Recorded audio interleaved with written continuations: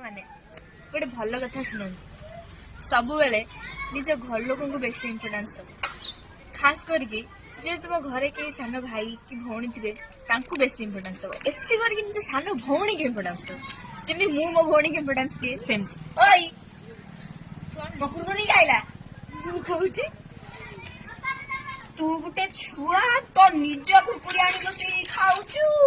पुणी मो कुरकुरी नहीं आईचु तो कुरकुरी कौन मो कुरकुरी कौन तू मत पचारि खाइछु पचारि खाइबे खाऊ पचारि खाइबे की मां तू तो बयान मो बयान तू तो कुरकुरी खाइलु मो कुरकुरी काई नहीं खाइछु मु खाइ दिछि कोन हैला से मो कुरकुरी आनी ने मु जन तू खाइ मो कुरकुरी खाइ तू खाइ मो कुरकुरी खाइ पचारि खाइ देलो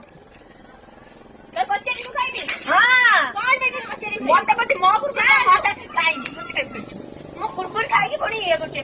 कोच करे सन्ने बड़ी बड़ी इम्पोर्टेंस दे इम्पोर्टेंस मो कुरकुरे ने मुंडी जन